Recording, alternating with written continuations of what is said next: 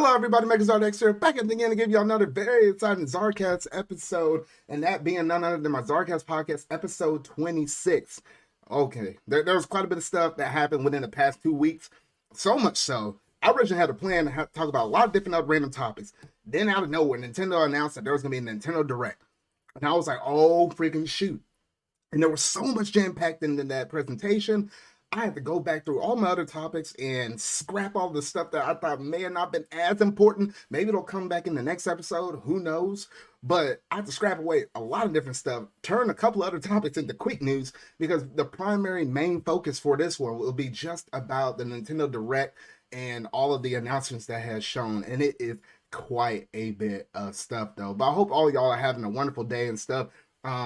This episode's happened live on the Sunday of the Super Bowl. So if you happen to be watching the Super Bowl, like myself, I hope it's really good contest. I'm not really going for one team or the other, so to say, though, but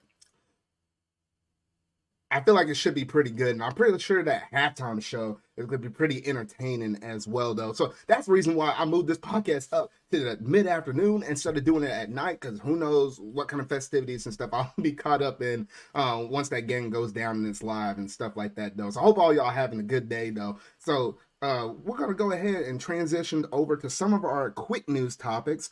And let's just go ahead and do it, because quite a bit of stuff to talk about, and I don't want to dilly-dally any further, though. So let's go ahead and jump straight up into that quick news.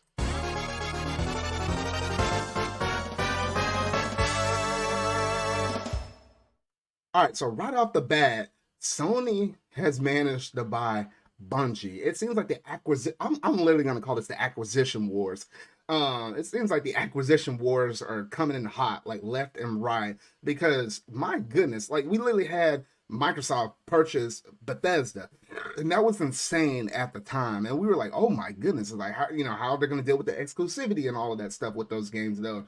They turn around in the month of January, right at the beginning of the year of 2022, and then they turn around and say, hey, we're buying Blizzard, Activision Blizzard. And I'm like, oh my gosh, like there's so many different IPs, Spyro, Crash, the Call of Duty's big, and it's really big on PlayStation.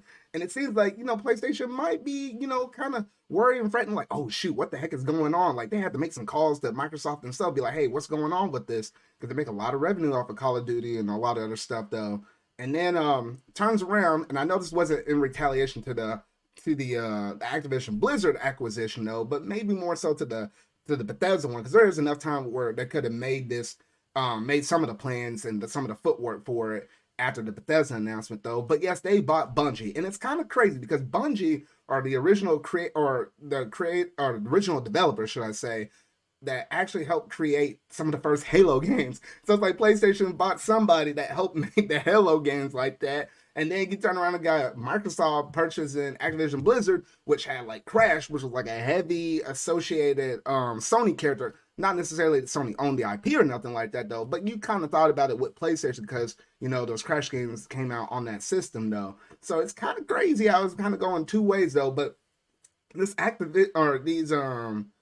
acquisition wars, it's been getting kind of crazy. It kind of makes you think, like, shoot, is this the only one? But then I think there were some reports that PlayStation, this is like the first of what could be more. And it seemed like PlayStation actually kind of wanted to create a lot of live service games and stuff like that, though. So yeah, so don't expect this to be the last acquisition you hear about in the year of 2022, because I've been hearing from some places that there's going to be some more happening in this year, though.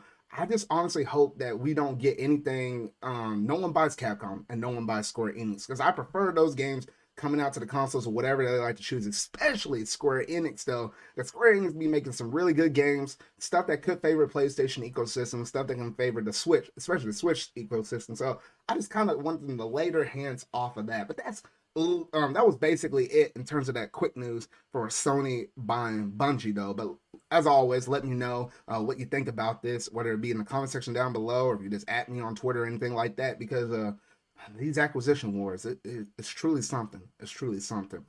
Now, moving over to my second and last little bit of quick news, we did get confirmation from some of the developers that yes, Final Fantasy VII Remake Part 2 is planned for a reveal in the year of 2022. And I was like, oh my goodness, like that right there. I'm like, okay, I just can't wait to see how this game looks. And I feel like, especially coming off of the heels of Final Fantasy VII, because we had the original game that came out. What was it, in the year 2020? Golly, the COVID year. And then turn around the next year in 2021 in the summer, they had the integrate DLC. So I was like, you know what? Since they got the groundwork and the engine kind of going for this game, I'm hoping for a quicker turnaround in terms of them making these Final Fantasy VII remake parts. Who knows how many parts they're going to be? Be kind of funny if they want to do in 3 different parts, because there was like, what, 3 different discs for the game back in the day on the original PlayStation and whatnot, though. But I mean, you just never know with this. You never know. But I am excited to see when it's going to be revealed. If it's going to get revealed anywhere, most likely it's probably going to be E3, because at least with E3, that's a really big stage and stuff like that. So that's the window frame I'm expecting. If they're going to show it anywhere, it's probably going to be that with another Square Enix presentation, something like that. Because I'm pretty sure Sony ain't going to show up to E3 like they did in the past couple of years. So it's going to be Square Enix showing that off themselves, though. But, I'm really excited about that, though. But that's basically it in terms of some of my quick news topics that I had. I just wanted to quickly go through and just talk with y'all about it, though. But now let's go ahead and jump over to some of our bigger news. So we're going to jump over into our main topics for the gaming news.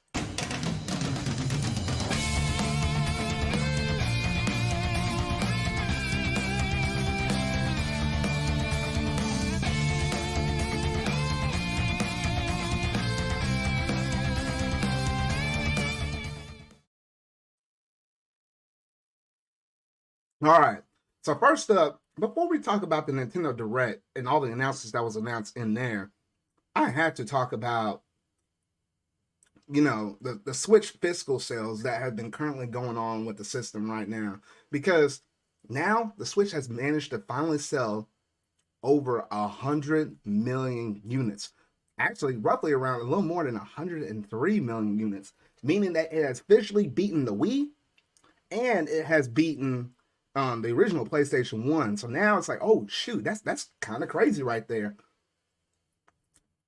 And essentially where we at right now is, I think in terms of the console sales, next up will be, I believe it's like the Game Boy, and then the DS, and then you also got, the PlayStation 4 to also beat, and as well as the top one being a couple of the top ones, DS, and then slightly above it being the PlayStation 2. So depending on how long they have these life cycles for the Switch, I mean, it might be possible it could challenge the PS2 given enough years. Like if we get another 5 years on this system, I mean, who knows? It might be a little bit crazy though. But there's some other little numbers I also wanted to talk about, at least in terms of the game sales and how many, units had they moved in terms of that though, because some of these Switch sales, oh my gosh, it's been really crazy. I will say that it is really crazy though. So let's go ahead and start off with the top 10 list, and we'll start off at number 10. So at number 10, we have Ring Fit Adventure selling at 13.53 million units. I think that managed to sneak up in there, and I think it actually managed to kick out Splatoon 2, which was a little over 10 million. It might have been like halfway between 10 million and 11 million, but it seems like that's the number 10 unit, which is kind of fairly good for a fitness game, because, man, that game can actually kick your butt. Moving up, we had another one slip up in here, Pokemon Brilliant Diamond and Shining Pearl at 13.97, basically almost 14 million units though.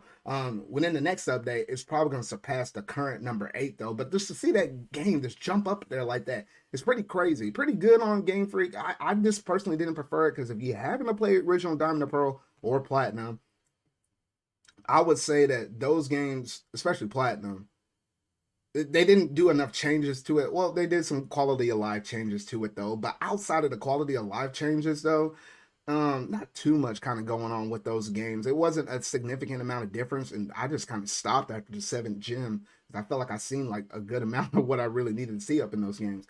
Moving up to number 8, we had Pokemon Let's Go Pikachu and Eevee at 14.33 million units though.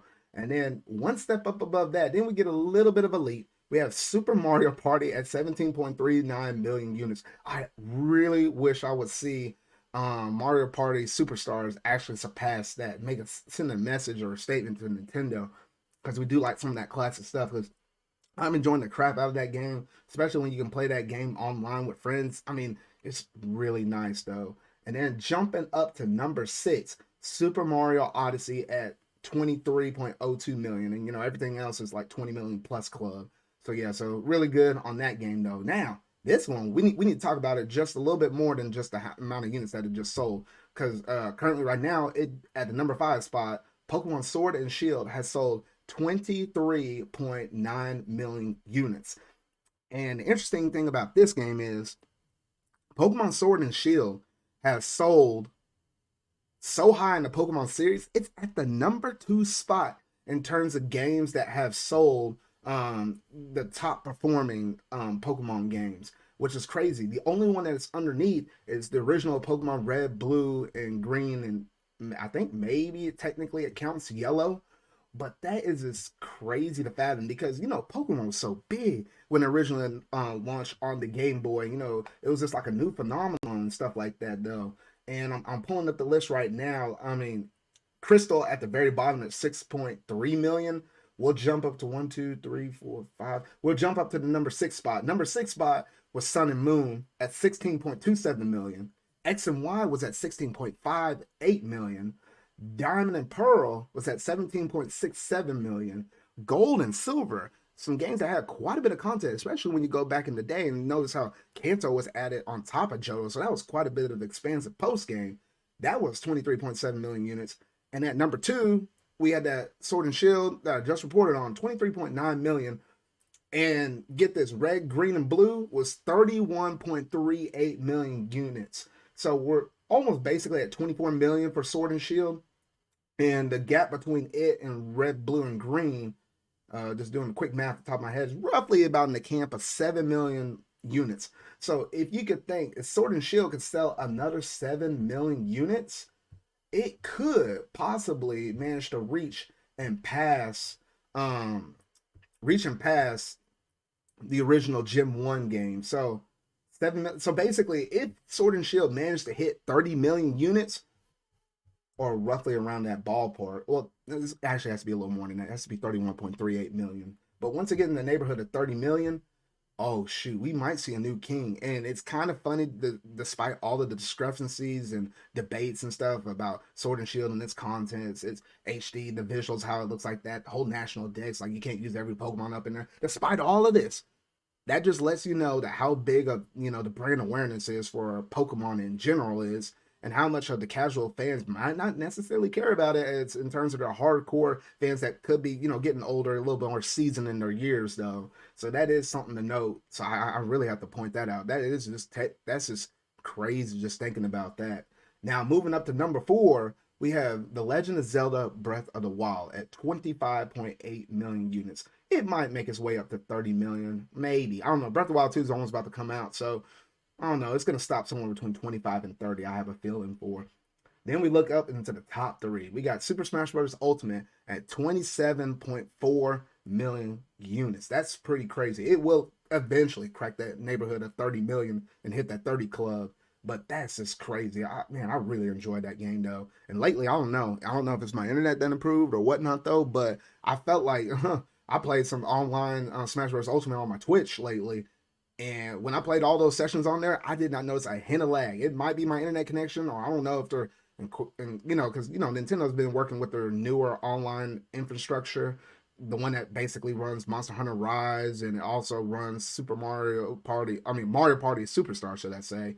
So I don't know if they incorporating that, or it's just better internet connection though, but I had a better online experience. We'll see how that kind of goes on in the future. At number 2, man, the thing that rose up like a weed in the middle of the night, Animal Crossing New Horizons at 37.62 million units. Just crazy to think that game has sold that much almost in the span of 2 years. I mean, once March comes around, it'll be roughly about 2 years, and it almost sold almost 40 million in 2 years. That's just sick and insane. My goodness. And then lastly, but not least, the team that can never be stopped. And it seems like they're going to be going on a crazy mission. Mario Kart 8 Deluxe has sold 43.35 million units. That game will not stop selling. And I'm like, what the actual heck? I'll have more things to say on Mario Kart 8 Deluxe as we start talking about the announcements that were made during the Nintendo Direct though. But it's just crazy to think that that game has sold that, and it just seems like it will not stop selling. We don't really need a Mario Kart 9 at this point, the way how that thing is selling, or at least from Nintendo's point of perspective. Yes, I know some fans have been crazy for a Mario Kart 9 or a or some DLC or also like a Nintendo cart, but I mean, just saying, I mean, when you look at numbers like this, does it really seem necessary? Not necessarily, though. But it is interesting the way how Nintendo is approaching all of this in terms of their approach. So, oh goodness, it is going to be crazy. It is going to be crazy. But yeah, so honestly, that's honestly all the stuff I want to report in terms of the fiscal report. So we got to see that new top 10. Crazy to see how Sword and Shield actually sold better than most of all the other Pokemon games except for Red, Blue, and Green. And it seems like it might be running and gunning for those. We'll see if it can manage to surpass that before Gen 9 comes out. Because if Gen 9 comes out before Gen 8 can manage to get up to the Red, Blue, Green, Yellow, or not Yellow, Red, Blue, Green sales, it might not hit that. But we'll just have to wait and see until that actually happens, though. That's all of the news I had in terms of the Switch fiscal reports. So now we're going to go ahead and bounce it on over to the main meat and potatoes for this discussion for today, for the podcast, is that newest and brand new Nintendo Direct. Because whole friggin' shoot. It was announced on February the 8th. I looked at it and I noticed that, you know, the Nintendo account kind of went silent for the past 3 days leading up to this. I was like, wait a minute, this could be the day they announce it. They announced it on the 8th. And I don't think anybody on the internet, unless you just got poor taste in games, was ready for this Direct, because they literally came out swinging on this sucker. Like, oh, freaking shoot, man. And they started it off with a big bang. And honestly, when you thought it was good and you thought they couldn't show anything else better than the previous announcement, they just kept it coming. They kept the ball rolling, and it was a party that was just never stopping, though. Because at the very beginning of the Direct, we got the announcement that a new Fire Emblem game was being made. And honestly, I was looking at this, I was like, I knew that we were due for something Fire Emblem related, whether it had been what's been kind of going around from my sources that I've been hearing, either a brand new Fire Emblem, a spin-off, or a remake of a Fire Emblem game, which I'm pretty sure that would be Genealogy of a Holy War. And it seems like we got the spin-off first, and it is none other than Fire Emblem Warriors 3 Hopes. It seems like they're using the roster of the Fire Emblem 3 houses and incorporating this into a Fire Emblem Warriors game. So literally, it's like once Koei Tecmo got done with this game, or with Hyrule Warriors Age of Calamity, it seemed like maybe they started focusing on this game. I really do hope that this game does run better than Hyrule Warriors Age of Calamity, because there was a little bit of frame rate, some little things with the resolution and stuff like that. So I was like, okay, and it really did catch me by surprise. I didn't think we were gonna get the spin-off first out of the 3 different possibilities for new Fire Emblem games. So I really did love and enjoyed it. I was kind of fathomed. I was like, at first I thought, wait, will I get it or will I not get it? I'm like, bro, it's 3 houses characters. I love this game. I was like, I put over 200 something hours to get done with all 3 of the main routes, and got partially of the way through a 4th route doing the Black Eagles, but then you don't decide to go with Edelgard. So honestly, this is really cool. And one thing I did want to kind of put out there in terms of the story, I mean, it is set in the same universe, but it is kind of weird. It's like, wait, there's so many different paths in 3 houses. Which way could they go with this? And I honestly think that they're probably going to go with a very unique route that is a little bit different than what actually happened in the original game, though. That's what I'm honestly thinking or expecting from them, though. And wouldn't it be really cool if they actually took... There was one point in the story, and I'm not trying to, spoil this thing too much, though. The game been out for a while, though. But there's one part of the story where Violet is literally out of commission for 5 years. Wouldn't it be nice if this actually kind of explained everything that was going on in the middle of the 5 years while Violet was out? I mean, of course, you see, like, their pre-designs, like, before what could be a time skip. But then the thing that kind of throws that out the water is you still see Violet in there in part of this trailer. So then it's like, well, if Violet's in there, that should be before a time skip. If Violet weren't there, that should be after. I don't know if they actually would go that route, but it would be interesting if they did kind of fill in the gap. So I don't know. So anyway, other than that, a really good way to kind of start off this Nintendo Direct. And I've just been loving and enjoying every little thing that was showcased off in this first trailer. So they started off with a pretty big bang, and I'm looking at them like this. I was like, oh shoot, I knew we were in for a very good presentation though. Next up, we did get did get a new look at oh gosh, just trying to think of the name. But anyway, we got a brand new look at Advance Wars 1 and 2 Reboot Camp. And you know what? I could tell they put some more stuff up in this thing because in terms of resolution, it looks a little better, it looks a little bit cleaner. They added voice acting for all of the different lines that the different battle commanders can actually say and stuff like that. You can customize the maps and stuff. I mean, it looks really good. I've been debating whether or not back and forth, would I get this game or not? And honestly, I don't know. If I do, it'll probably be at some later point, or maybe like in the month of May when like not too much stuff is coming out. I don't know though. But honestly, from everything I've seen in this game, it looks really nice and really enjoyable. So it looks like WayForward has definitely put in a lot of work in this. And if we do happen to get another Advance Wars game, I mean, that mess got to stick with, that has to stay with them. There's just no way you can get around it though. But yeah, that is coming out in April 8th. Oh, and also the Fire Emblem, yeah, that was coming out in the middle of June. Or beginning of June. So you know what? I felt like everything that they announced so far was definitely staying on the front end of the first half of the year, which that's what they said most of these games that are coming out in this presentation for most of the release dates, it was primarily for the first half of the year, with maybe a couple of exceptions if you're just considering the first 6 months of the year though. But then they move over to No Man's Sky, which is a game that was getting ported over though. So if you're a fan of that series though, I mean, you can look forward to this. It seems like, and honestly, it was kind of funny. Some people were, I was watching through some reactions and stuff, and it seemed like most people were saying, oh, this probably could be a cloud game. Does it look like a cloud game? It actually looks like it's actually running natively, because otherwise it would have said something if it was going to be a cloud game though. So yeah, so that was pretty good as well. The fact that they were able to, bring this over to the Switch though. So, if you're a fan of that series, you might as well look forward to it though.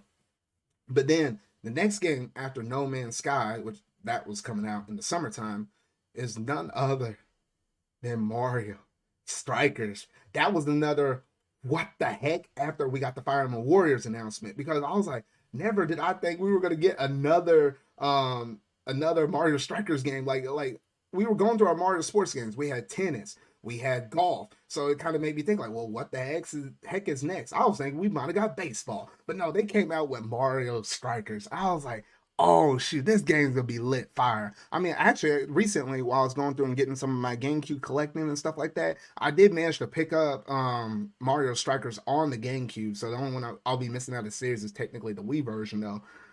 But just playing that just a little bit, oh my gosh, there's just a lot of charm. I just love that art style though. So yes, it is your classic 5v5. Technically, it feels like 4v4 because you can only control 4 of the players at any given moment though.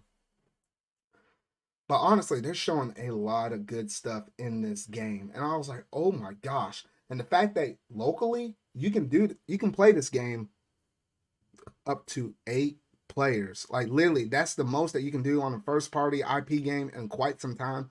Locally, since like Smash Brothers Ultimate. And which when I look at that, I'm like, oh my gosh, like that is just crazy.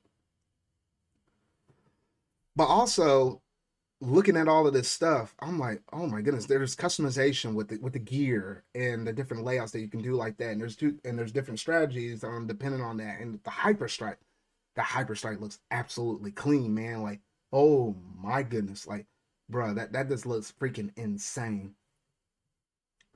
But anyway, and then that wasn't the main kicker, because also you can play these games online, and they did mention that there are going to be clubs. And I'm like, wait a minute, clubs up in the Mario Strikers game? I'm like, what the freak? You can literally have a club up to 20 different people. And with those 20 different people, you'll face other clubs. So imagine this, like, I have my ZardCast club, and it'll have like me, my friend Bronto, Atomic, Sonic, Hacks, Mario, Steven, and then, like my whole crew. And as long as any 4 of us are online or whatever though, we can team up and then battle somebody else in some other club and raise the prestige of our club up and raise it up in the ranks. So that would be a good way to still play, if you only have 4 people instead of like a full-blown 8. You can always team up with 4, kind of like Splatoon 2, and then just challenge some random other 4 in some other club. So that right there is actually going to be pretty interesting in terms of, you know, fighting with your club mates and then also duking it out against your friends, though. So honestly, some really good stuff. And that comes out June 10th. Same month that Fire Emblem Warriors comes out. Like in the first half of June, we get that. Second half, we get Fire Emblem Warriors. So I was like, oh my gosh, like that is just sick right there. Absolutely sick.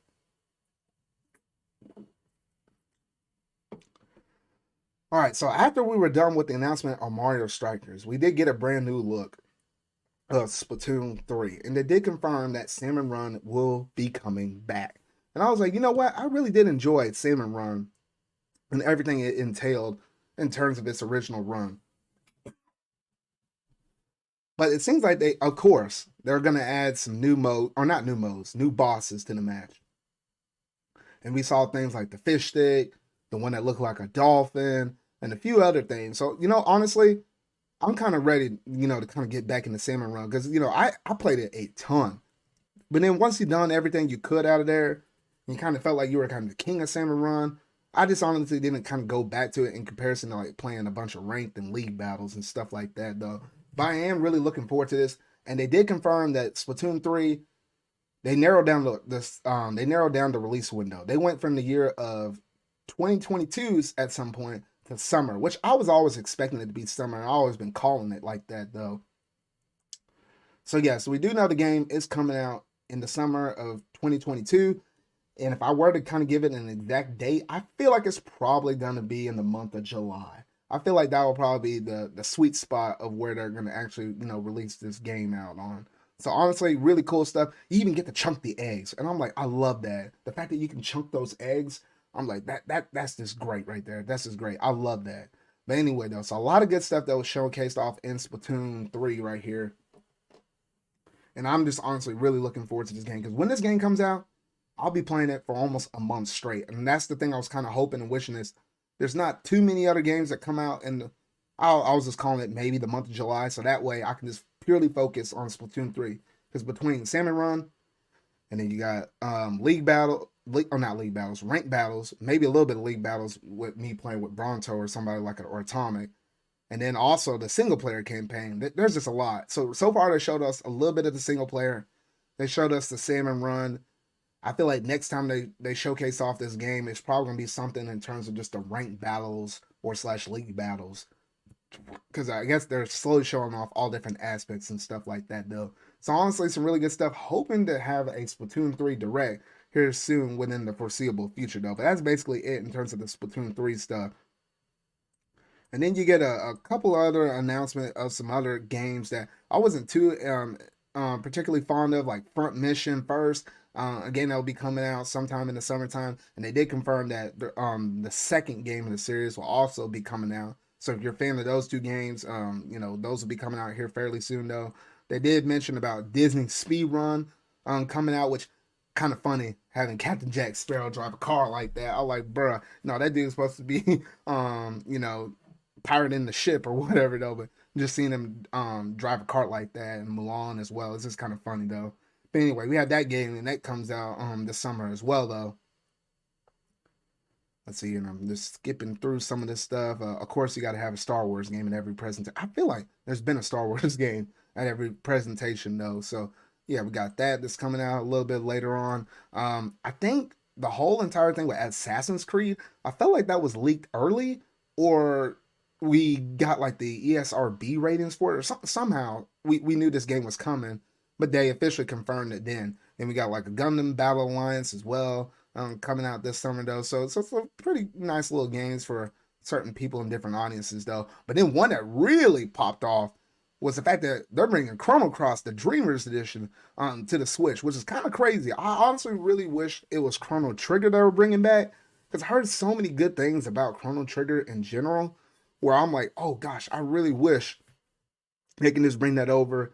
I mean, I think I heard about reports that even in the Steam version, even for the Steam version, it seems like they actually messed up some things, at least with the PC port. I think it got maybe a little bit better over time. But outside of that, I mean, it's okay. But I really hope that this game does well enough to the point where Square Enix will start looking at Chrono Trigger like, all right, we gotta put that game out somehow, some way though. So I don't know, fingers crossed. And they also bring the Radical Dreamers edition, something that was on this, was it the Satella View or something? However they pronounced it though, some attachment for the Super Famicom or something like that. Basically, it shows all some extra text-based story mission with that game. So yeah, so honestly, it's really cool. They're gonna take off.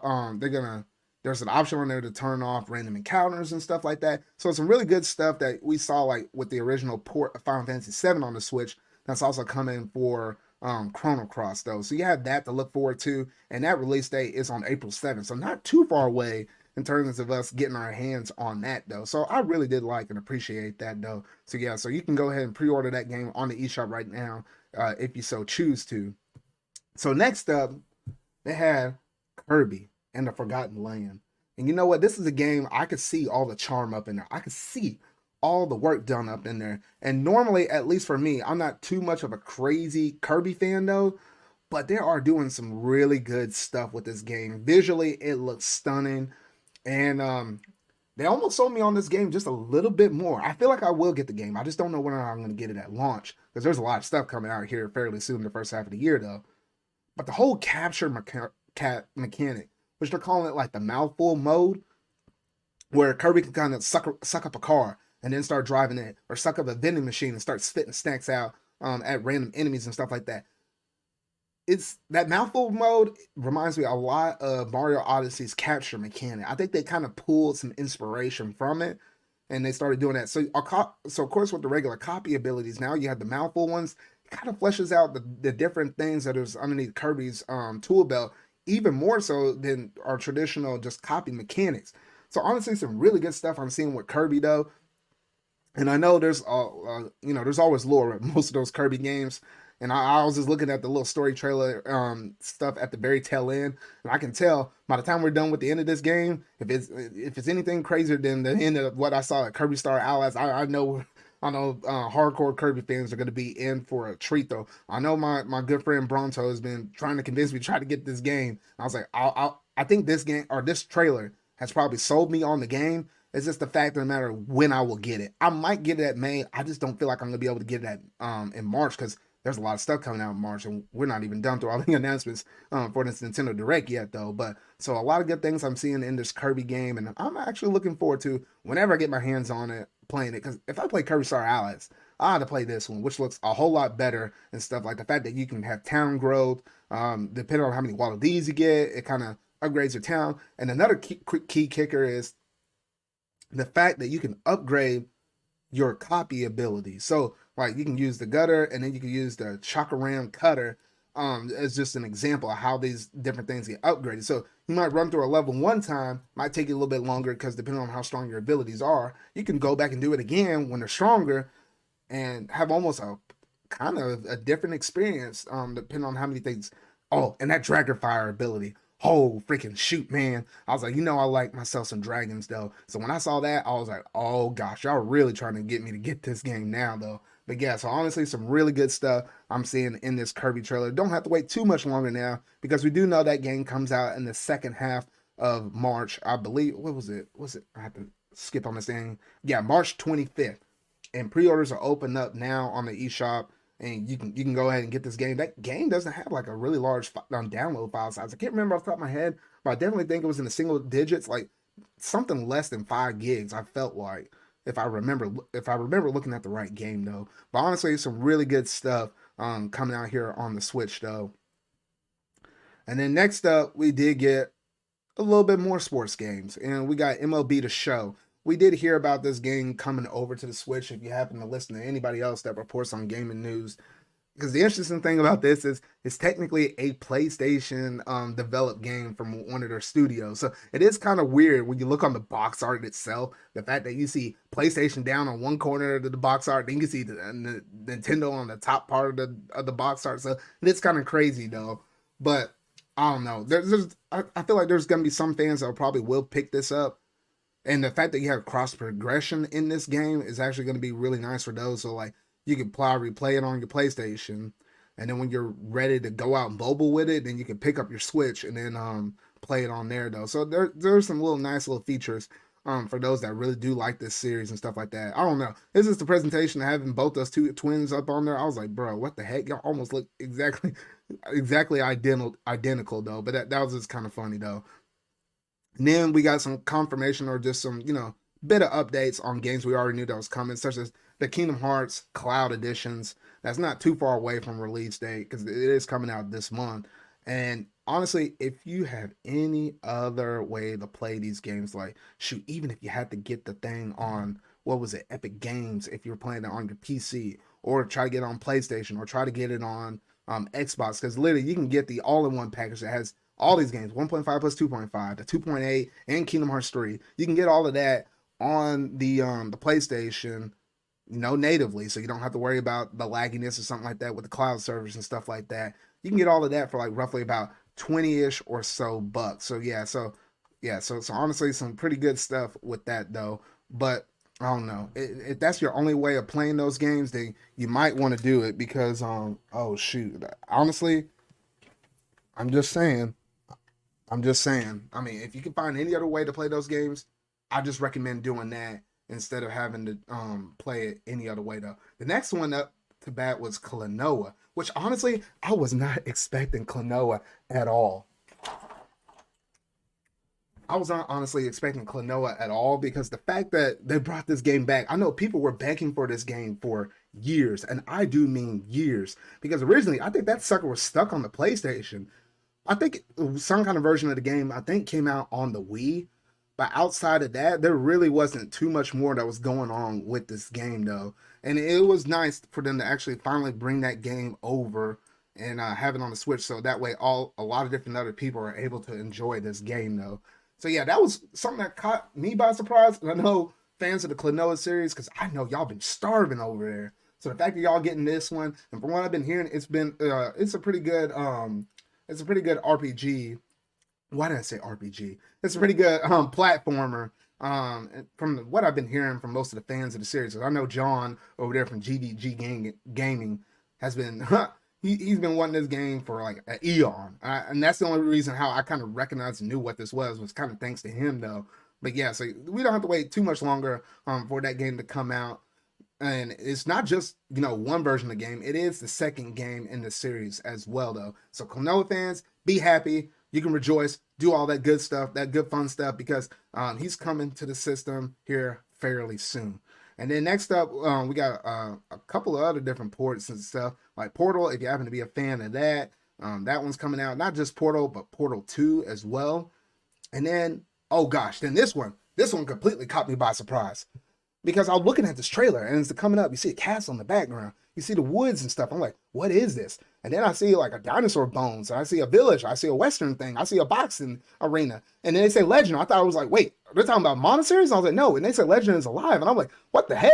And then I see the title pop up and it says Live Alive. And I'm like, wait, what the heck is this? But then I realized, I'm like, wait a minute. That's like the HD 2D series. I'm like, wait a minute. This is the game made by Square Enix.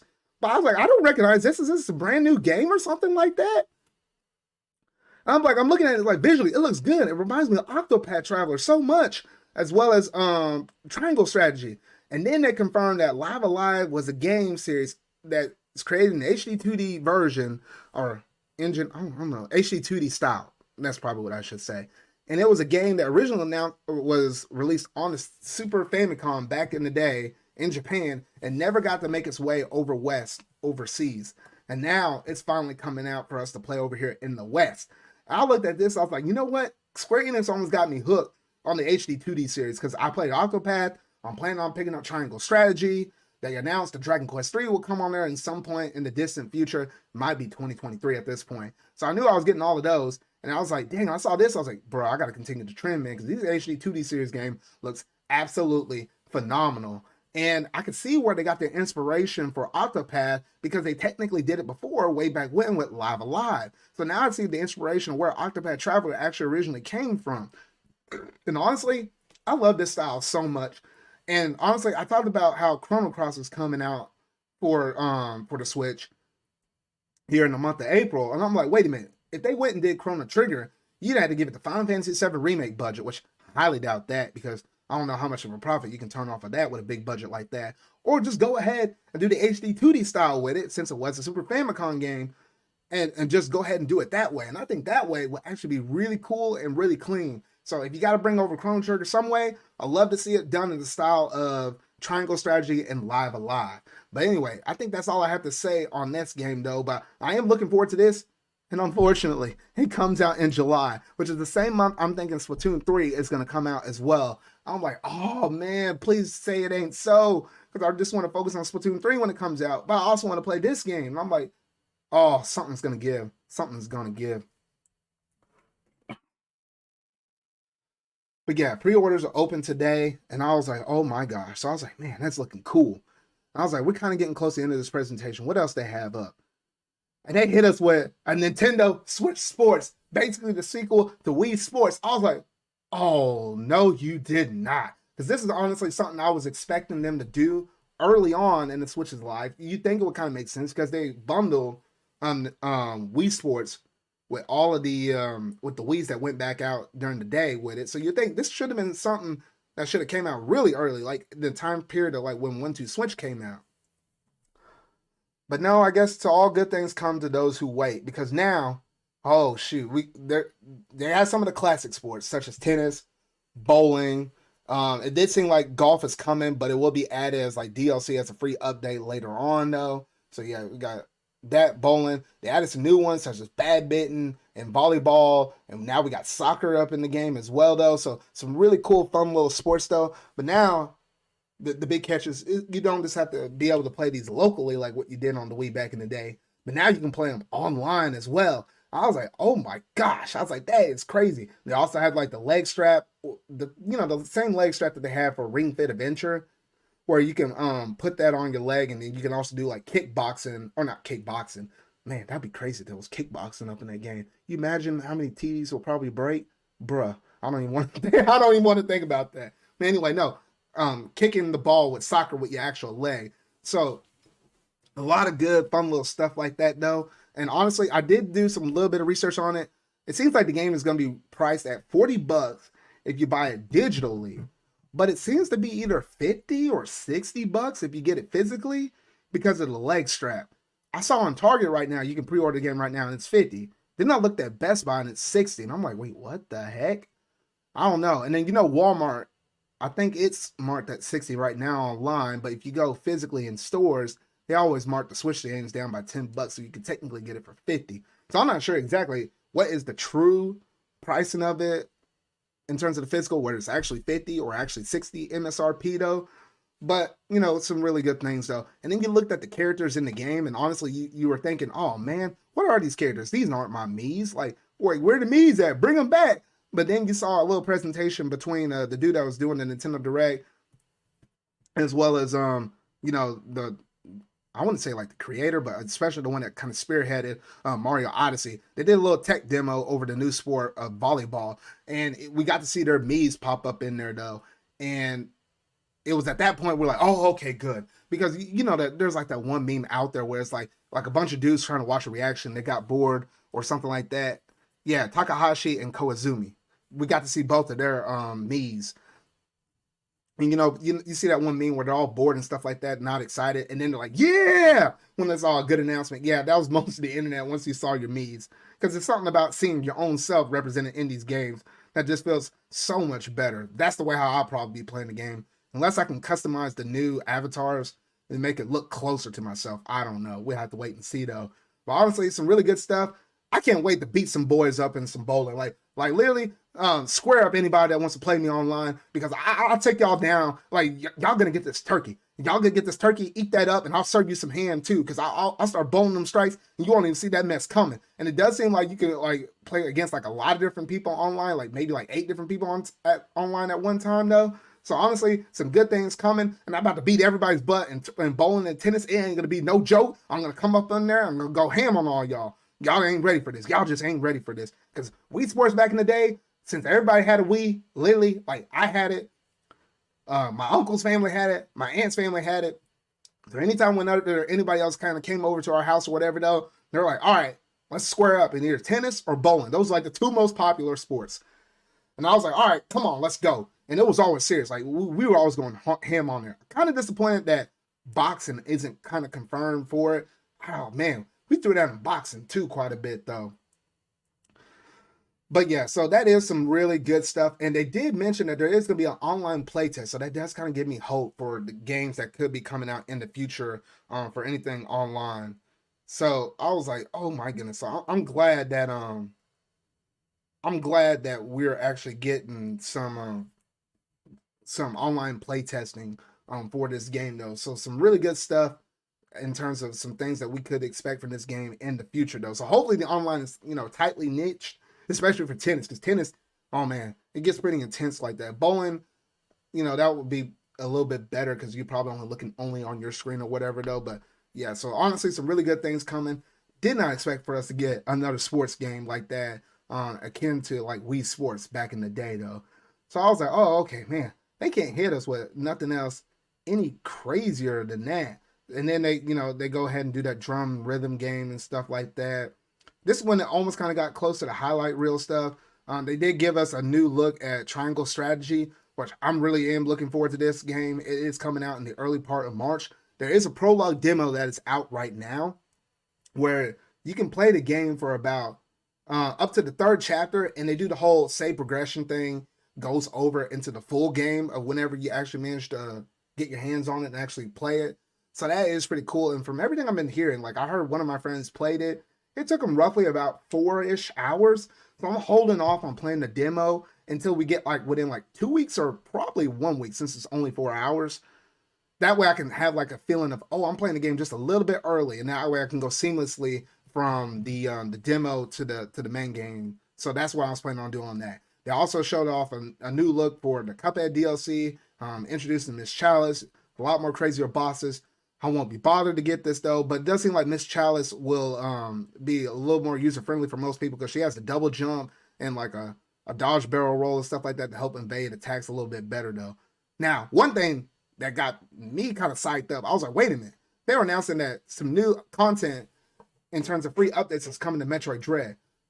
Couple of modes. One, the Dread mode, where if you get hit once, that'll be it. That's the end of the game. Game over. And then you got to restart. And then also they got the one that's like a rookie mode where they give you more additional health. So I was like, oh, okay, that'll be kind of interesting probably to go and watch people play the game. I'm pretty good playing Metroid games, but I don't know if I'm good enough to where if I ran through a level, or not a level, run through a certain area and then try not to get hit at all. Because I feel like, against some bosses, I'm just naturally going to get hit or something like that. But no, that was only the first of what is 2 updates that is confirmed right now. Because the second update will come out around late April, where we'll get to see a boss rush mode. So I was like, oh my gosh. So yeah, so we got a couple updates.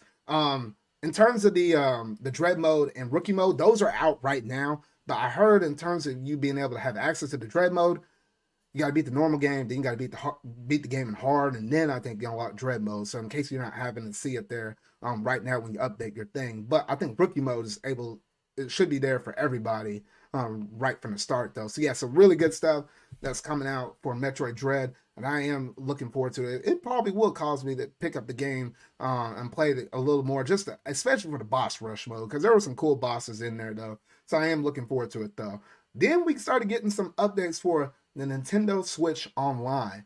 And we saw NES and SNES, and they said something's bound for the Nintendo Switch. I should have recognized the wording right there, though. But the second I heard the music and I saw the B, I was like, heck yes, Earthbound is finally added to the Switch Online. Thank goodness. And for all of y'all that hadn't played Earthbound before, this game is phenomenal. It's literally up there in like my top 10 RPGs of all time. Because, I mean, this game, oh, shoot. It's just an all-time classic right there. You can't go wrong with this game right here, though. And I do recommend out of this, and they also dropped Earthbound Beginnings, which was the game that came out before this. And what was it? It was first dropped on the Wii U back in the day. I did buy it on the Wii U as well. Never got all the way through it because it is a rougher version of Earthbound.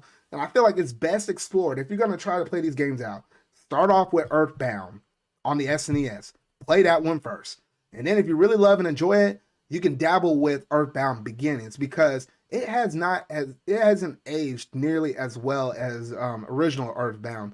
But if you enjoy Earthbound, then I like how I say original, even though it's the second game in the series. It hasn't aged as well. So that way, when you're looking at Earthbound, and then you look back at Earthbound Beginnings, you have more appreciation for the series in terms of everything that they're doing for it though, and where it kind of originated and where it has came from though. But the game is out right now. So if you want to play these games, you have the Switch Online service where you have the regular base or the expansion pack. You can be able to play these games. I highly recommend it. There's also a strategy guide that's available on Nintendo's website. So check that mess out, because I remember back in the day when I was playing on the Wii U, I was able to have the strategy guide in my hand while I was on the Wii U game tablet. And then if you looked up at the top screen, I was primarily playing the game up on there. So I was like, oh, okay. So I got to look down, look at the strategy guide, then look back up and see everything that was playing out on the top screen in terms of what I was doing on the game though. Because literally Pooh has like 4 equipable items. I can think like what, headgear, his body gear, leg, weapon, and all of that stuff. Or pants, or should I say, or whatever though. I think maybe feet, I can't remember. But anyway, there's like 4 different things that you usually equip on most characters. Like, you know, you have Jeff, you have the girl, and then you have Ness, and then Pooh. Pooh's items were actually kind of harder and were literally out there, because you can only find his stuff in certain dedicated spots in the game. And I know one of them, I think there was like one that was like a random drop encounter from you beating a certain enemy in a dinosaur area. I would have not even known about that had it not been for the strategy guide that literally tells you about all of Pooh's equipable items. So if you are planning on getting this game, I do recommend that, because they do give you tips and hints on some of the bosses. Because otherwise, you'd be kind of scratching your head back in the day if you were playing this game and didn't have any assistance whatsoever, or at least you couldn't maximize on what you could potentially do in the game though, because it is out there, and it's not like your easy RPG. It is a little tough, but it is rewarding when you get through all that stuff though. But yes, that game is out there now, and I can't recommend it hardly enough though. But yeah, so that was really good, coming off of the tails of a new thing for the Nintendo Switch Online. I mean, they just kept hitting us with announcement after announcement. I was like, oh my gosh. And then they hit us with the sizzle reel trailer for, you know, all different future games coming out though. They did show Demon Slayer off on there, which I might have to kind of keep my eye out on, because most of the time anime games on you know, on consoles, with the exception of like Dragon Ball is really good. And then I picked up My Hero Academia, because I'm just a really big My Hero Academia fan, so I did have to check that one out though. But most other games that are like anime based ones aren't necessarily really too good, but I am going to check out that Demon Slayer one, see more footage on the game, stuff like that, because it does look pretty clean. And it is surprising Sega is helping to make that one though, so I was like, what the heck. But anyway, once they were done with all of the highlight reel games though, we got near the very end, and then we got to see this dude mention how, all right, for an update for your Mario Kart fans out there, I was like, oh shoot, are we getting Mario Kart 9? Or is it the Nintendo kart? And Nintendo over here looking like, yes, but no. Really more so no. We ain't doing what y'all want to do. Because what we're actually going to do is add DLC to Mario Kart 8 Deluxe. The game that cannot stop selling. Yeah, we're finally putting DLC in this game 5 years, nearly 5 years after its launch. I'm like, what the heck? And they started off and they showed Coconut Mall and this music. I was like, it's a done deal. It's a wrap. You're going to get everybody and their mama to pick up this DLC.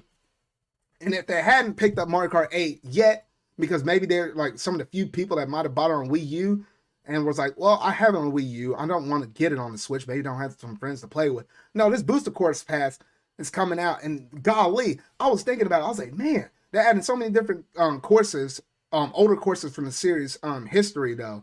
And it's not just wait, hold on, I was just trying to go back here and pause this thing a little bit though. But yeah, it's not just it's mainly just old courses. It's not anything brand spanking new. It's just updates on the old courses that we got, and they're just HD remastering them for the Switch here in the foreseeable future though. And the games will be released out in waves. So obviously we'll get courses from the Super Famicom, or not Super Famicom, or technically yes though, but from the SNES, for the GBA, Mario Kart 64, Double Dash, Mario Kart DS, Mario Kart Wii, Mario Kart 7, and the surprising one, Mario Kart Tour, which for most people that hadn't dabbled with the mobile game too much, that's going to be the big kicker right there for Mario Kart Tour, because those courses, for most people, unless you went through and played through a lot of the different courses on that game on the mobile side, are going to feel like some brand new courses for most people. So honestly, I was genuinely shocked and surprised by all this. I was like, man, that's some really good stuff. But how many DLC courses we're talking about? Originally, I was thinking on the lines of Mario Kart 8 Deluxe. Not Mario Kart 8 Deluxe, Mario Kart 8 in its original DLC. When they added like what, 4, 8, 12, 6, like they added 4 different cups. And each cup has like 4 racetracks in it. So I was thinking, oh, we're only going to get 16 courses and call it a done deal. I don't know how they were going to price it or whatever though. No. These rascals was like, no, you're not getting what you think might be 16 because bang, we're giving you 48 courses launched in 6 different waves. I was like, bruh, that's literally taking Mario Kart 8 Deluxe's courses, which remember, original Mario Kart 8 had like 8 different cups. The DLC added 4 more for like a grand total of 8, 9, 10, 11, 12. No, they doubled everything that we have currently now in Mario Kart 8 Deluxe for the booster course pack. I was like, oh, freaking goodness. And they said the first wave is going to be dropped out in March, early March. And then we're going to get all of the rest of the stuff by the end of 2023. And I was like, oh my goodness. I did not surely expect all of this stuff. And even in the first wave, we're getting Coconut Mall. And we even getting N64 Choco Mountain, which, man, I was playing that game hard back in the day. We get Tokyo Blur, originally from Mario Kart Tour. And that kind of makes you think, is this technically Mario Kart Tour? They're really kind of considering Mario Kart 9, because, I mean, now it's part of the main series and stuff like that, though. And it's kind of crazy to think about all of this, though. So I was like, oh my gosh. And I was like, well, what's the pricing for this thing? And they said, oh, it's only going to be $24.99. And you could buy that as the booster course pass. So I was like, oh, okay, not that bad. I think what the math roughly comes out to be as like 50 cents-ish or so per, I feel like it's like 50 cents or so per course. So I was like, oh, okay, that's not too terribly bad. I was like, that's actually fairly good or whatever though. So I was about willing to chuck out my wallet and say, hey, here's my money. Let's go ahead and have at it. So I was like, this is brand new Mario Kart stuff. I'm about to throw down with some of my bros, and we about to race until Kingdom Comes or whatever though. And pre-orders are now open up today. But the big kicker is that's not the only way how you can get this DLC, because you can get this DLC by being a part of the Nintendo Switch Online Plus expansion pack. Yes, they are adding this game to it. Now, it is a really smart business decision, the fact that they did this, because most people, if you go back and look at the Fiscal sales that I talked about earlier in the podcast, they did mention how we didn't talk about how this game has sold roughly in the neighborhood about almost 43 million units for Mario Kart 8 Deluxe. Yeah, 43.35 million units. Literally, and we have like 103-ish or so million units of Switch that have sold roughly. We're almost close to 50 million. So it's almost to a 1-to-1 ratio. Like for basically every 2 people that might own a Switch, roughly about one out of those 2 people that own a Switch about owns Mario Kart. That's where you hit people, because most of the time, most Mario Kart players are probably playing online against, their friends or against, other people randomly online and stuff.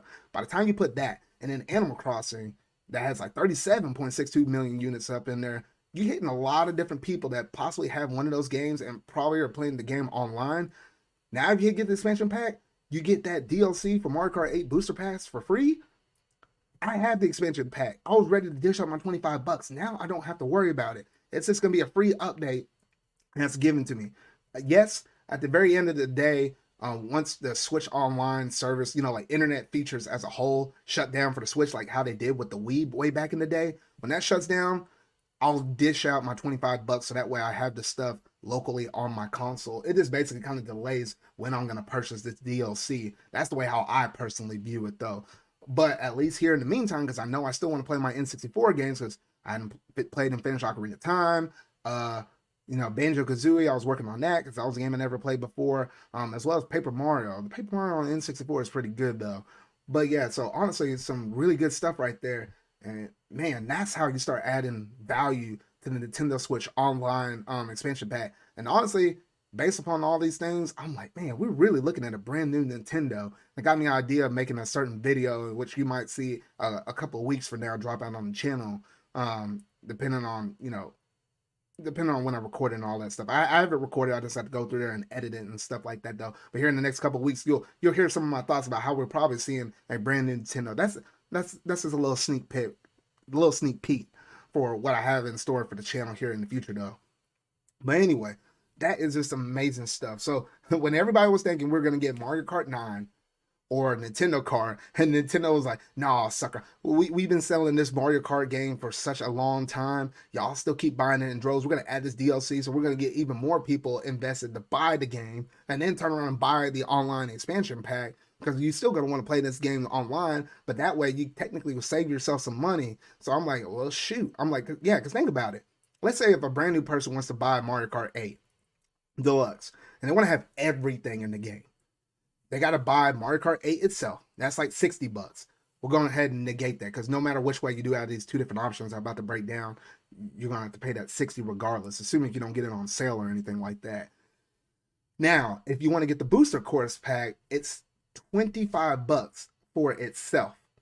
And then let's say you want to play it online and you just want to do the basic tier. That's an additional 20 more bucks. 25 plus the 20, you're spending $45. $45 on top of your baseline cost of Mario Kart 8 Deluxe when you buy it. However, upgrade that $45 by just $5 more and just get the expansion pack instead. You get the online service and you get the DLC included for it. On top of that, if you happen to own Animal Crossing, you get that DLC for free, and you get N64 games and Genesis games included with it. Now, do y'all see where this is kind of going? The more DLC and stuff they start putting up in here, especially for some of their big time hitters, it's just going to add more value to the expansion pack, especially when they start putting more games in the N64 itself, as well as in the Genesis. And then you keep adding more DLC up in there. Oh gosh, this is getting crazy right here. This is getting crazy though. But yeah, that's just a little food for thought just for y'all thinking about this though. But yeah, definitely one of the biggest and most surprising things that was announced in this Nintendo Direct. Or at least what I would like to say. Because Nintendo always likes to do that.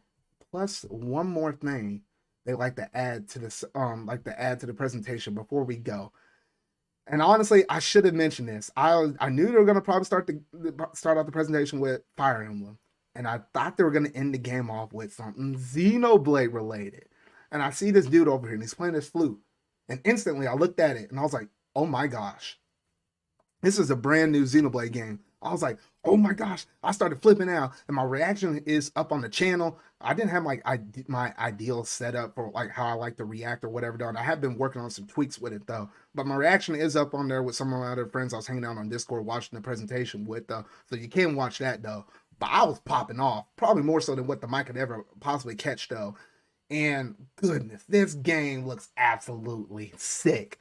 Because I was looking at this, I was like, bruh. And they did confirm that this is going to be building off of some of the worlds that were established in Xenoblade Chronicles 1 Definitive Edition, as well as Xenoblade Chronicles 2. Because you can see in there, you see some people that are kind of, designed similar to Melia from Xenoblade Chronicles Definitive Edition. And then you see some people that are designed closely, which is our main character in this series, to Nia that we know in Xenoblade Chronicles 2. And I was like, oh my gosh. It's just kind of like a mixing, blending pot of all of this stuff. And there's honestly so much to unpack within this game or technically this game, but for this announcement trailer that I'm not going to be able to talk about all of it in this discussion or within this podcast episode, because I am planning on roughly around maybe tomorrow. So if all the schedules realign and stuff, I plan on discussing this game with my good friend Sony Q, as well as maybe somebody else that might manage to pop up in there. Who knows? But at least it's going to be me and Sonic Youth. Maybe Mario. I know Mario's a big Xenoblade Chronicles fan as well, though. So, yeah. So, we do plan on doing a discussion video for this. So, hopefully it will drop out sometime later on this week. Maybe Thursday or Friday-ish. Maybe. I'm not entirely sure. It depends on if we record on time. And it depends on how quick I'm able to run through and edit the video and whatnot, though. But, yes, do expect a Xenoblade Chronicles 3 discussion based on everything we know that happens in this trailer, and then some of our knowledge of what happened in the previous first two games. So if you haven't played the first two games, they did mention that, yes, with Xenoblade Chronicles 3, you will still be able to enjoy it as like a brand new fan. But if you happen to play the first two games that are on the Switch, you can get them both, you're gonna pull even more so out of it than if you just went in cold and just went straight to Xeno 3. So yeah, so honestly, some really good stuff from this thing. And I was thinking, oh, okay, this game is coming out. It could be announced now, come out in the year 2023. No, this sucker's coming out in the month of September. I looked at that mess, I was like, no, Nintendo, you have got to be kidding me, man. I'm like, that's sick. That's just insane, man. I was like, man, we don't have to wait too much longer after that. And I was just looking back at this presentation. They said most of these games that are announced are going to be primarily for games that are for the first half of the year. They were pretty much right. The only two games was like Alive, which is in the month of July, missing it by 1 month, assuming if, the first half of the year only goes up to June. And then you have Xenoblade Chronicles 3 announced for September, which is like 3 months after the end of June. So we don't have to wait too much longer. I thought this was going to be, if it did sneak into this year, I thought it might be like a December game similar to Xenoblade Chronicles 2. But that is not the case with this one. So honestly, some really good stuff. I'm loving the designs of all the characters so far. And I don't want to say too much beyond just like my initial raw reactions, because I know we're going to do the deeper dive within our Xenoblade Chronicles 3 discussion later on in the week, though. But man, if y'all are a fan of this series, y'all got to let me know in the comments. Are you hyped for this? Was this something that came out of left field? And I was actually looking back at some of my previous discussions, like when I did like a review-ish discussion with Sonic Q, and I did mention and call out, I said this game has a decent chance of being announced or / revealed in the year of 2022. And I was spot on about that mess. I was like, oh my gosh. But anyway, though, what a way to end out that Nintendo Direct. And what a way to just overall, as a whole entire presentation as a whole, this was just absolutely outstanding. In terms of where I would actually rank this this Nintendo Direct, I think I would give it roughly about an A-. I feel like that's where, in the neighborhood of where I probably would put this at, because I feel like, even the September Direct from last year was a really good one, and I was like, dang, that was really good. It was pretty solid. It had the Mario movie announcement stuff. I felt like that kind of carried it for me, because man, there was just a crazy amount of stuff up in there though. And then you had that, the Bayo 3 and stuff like that. But then you start looking at all these games that we're getting in 2022. And notice how many of them are sequel games, like Xenoblade 2 to, Xenoblade 2, the Xenoblade Chronicles 3. Then you got Breath of the Wild 2. Yeah, Mario Rabbids Sparks of Hope, something that did not even get showcased off in this Direct. It was in the previous Direct.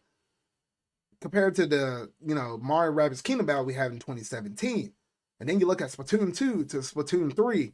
While yes, we don't have a confirmed Mario Odyssey sequel, we had some things that similar capture mechanics being played out within the Kirby game in the Forgotten Land. So yes, a lot of different games in the series that are getting technically sequels from 2017 to 2022. Man, this is some kind of different Nintendo, and I will be talking about that in a future video here on my channel though. But man, this Direct, I'm still not over this Direct, man. Mario Strikers, Xenoblade Chronicles 3, Alive, a thing that just came out of nowhere I wasn't expecting. Switch Sports, freaking Switch Sports, a sequel to Wii Sports. Did I mention Fire Emblem Warriors 3 Hopes? Golly, there was just a lot of stuff they were just hitting on. Mario Kart Booster Pass. My gosh, there was just so much revealed at this Nintendo Direct. And I just had to go back and watch the presentation a few more times just to make sure I did not miss anything. And boy, my wallet is going to be hurting for the first half of this year. It is going to be hurting. It's going to be stinging like none other, though. But oh my freaking goodness. Nintendo, y'all did well. Y'all did incredibly well for this one. Y'all knocked this one out of the park. And if this is what you announced for a February Direct, to let us know the first half of the year, we still don't really know what's happening in the second half of the year, outside of what could possibly be Bayonetta 3 and what could be Breath of the Wild 2, and then technically now Xenoblade Chronicles 3. Outside of that, there's not one that's like dedicated to a pure holiday spot, though Breath of the Wild 2 probably would be. But I imagine we probably would still get maybe 1 or 2 more solid Nintendo IPs for the second half. So we don't know too much about the second half. But it seems like the first half is pretty stacked up. And with most Nintendo years, it seems like they're always heavy in the second half of the year and not too heavy in the first half of the year. And I felt like they just completely, went against that. They're like, all right, we're going to give y'all some stuff to do in the first half of the year, especially around peak summertime. I appreciate that. I appreciate that.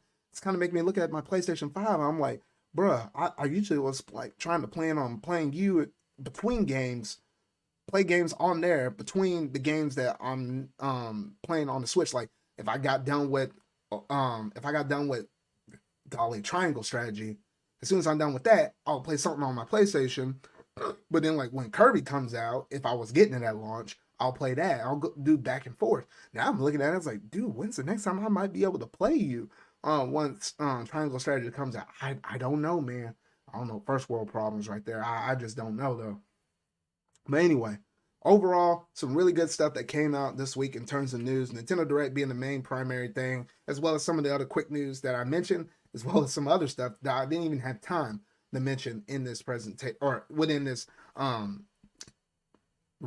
actual golly. Can't even think. That Nintendo Direct is still pretty strong up in my mind. But yeah, everything else that happened within the Direct itself, though. But that's basically going to do it in terms of all the gaming news. So we're going to go ahead and move over to our next little transition. So we're going to do, so about that show.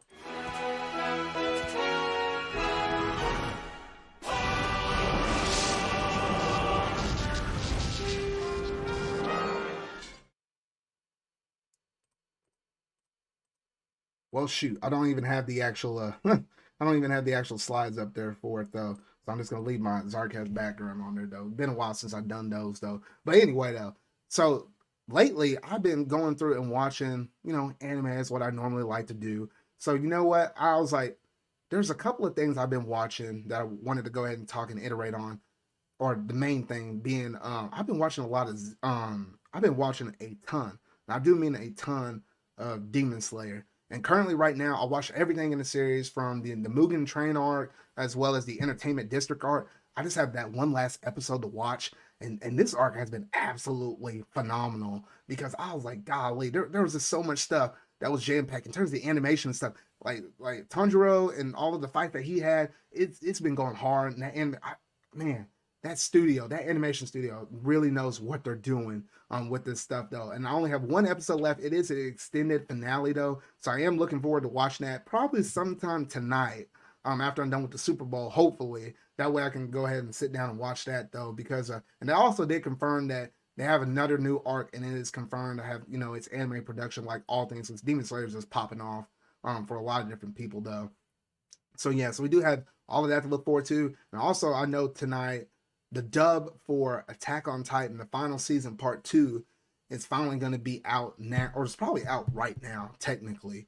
But I'll probably be trying to watch that later on tonight, because I actually went through and binged through all of Attack on Titan. What was this? Sometime last year, roughly around summer-ish time or something like that. I got hooked, got all the way caught up, and then I just had to wait about 6-ish or so months for them to finally do the second part of this finale season though. But yeah, so that's some of the anime stuff, quite a bit of stuff. Oh, and also I've been watching My Dress Up Darling. That anime is freaking funny and hilarious. I think I watched, what was it? There's like 3 episodes now out for the English dub. I've been really loving and enjoying that series as well. But that's just a few little things I've been watching though. But y'all gotta let me know, as always, down in the comment section down below, or just at me on Twitter. Is there anything that you've been currently watching, whether it's been anime or movies or anything else in between, TV shows? And like what I always say, if you haven't been the first person to comment in one of my in the comment section in the YouTube video version of the ZardCast podcast, I will try it out if I had to provide, the service provider, like if it's Netflix or something like that. I said I'll at least try out the first episode, whatever it is. If it's a movie, okay, we might jump through some more hurdles and hoops, but at least if it's a show, especially if it's something on Funimation or Disney Plus, or technically could be Netflix as well, then I said I will try it out and let you know on the next podcast episode on whatever it is, though. So that's always still open for all y'all that might want me to try out something and you want to hear my honest thoughts on it. So that is always there. But yeah, that's basically it in terms of what I've been watching here lately, though. So we'll go ahead and jump over to the segment of what you've been playing.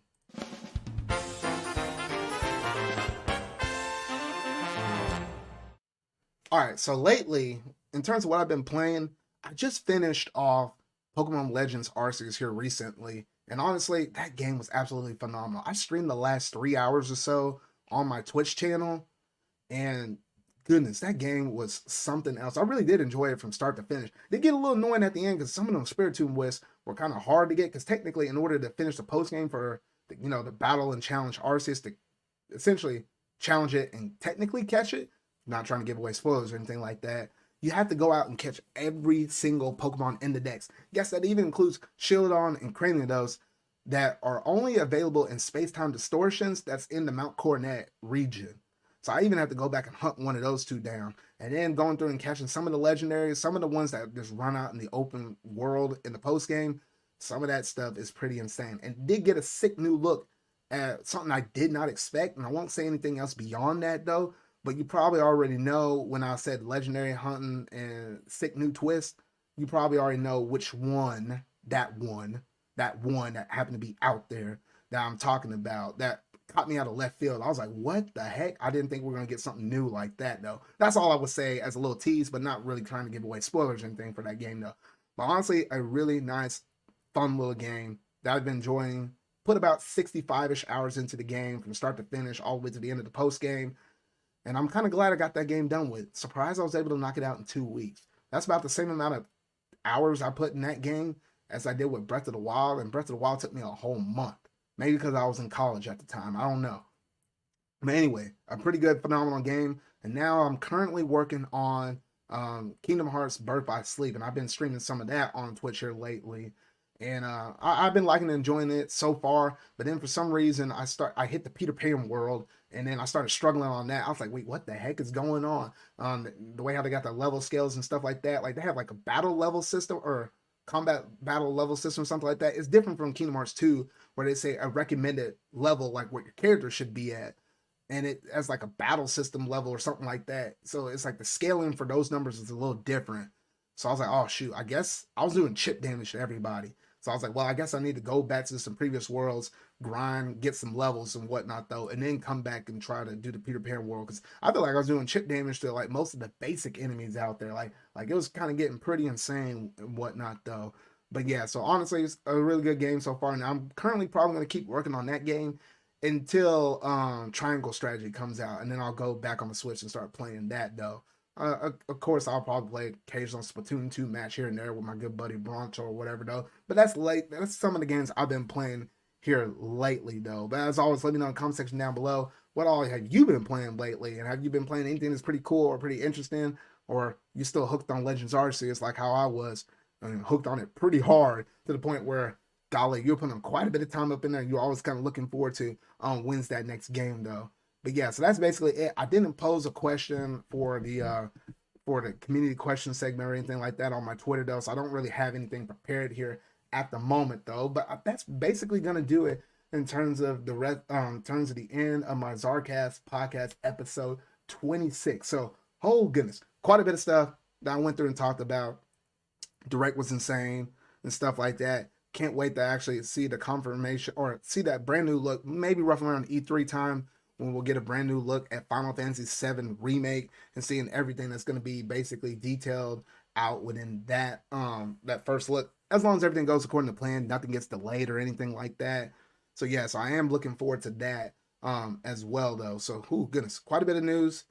I'm just glad I kind of got through all of it though. Kind of disappointed I wasn't able to talk about this with Sonic U. I was hoping that he might have been able to make this presentation. It seemed like something caught him up or something like that last second though. So he wasn't able to kind of participate in this ZardCast episode going over to the E3 Directs. Or not, yeah.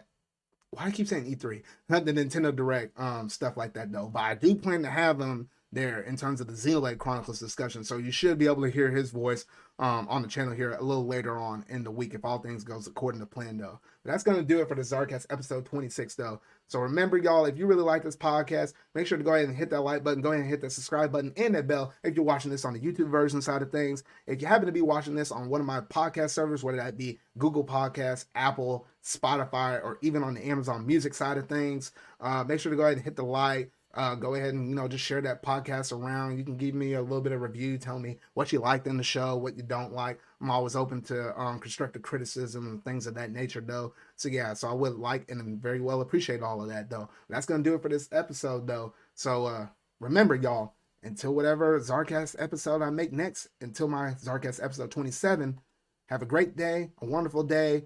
And if you're watching the Super Bowl, I don't know what new hot meme is going to come out of that halftime show or something like that. I don't know. It's going to be something good. So I am going to enjoy that. So all of y'all have a great day. I'll see y'all next time on my ZardCast episode 27. Until then, adios.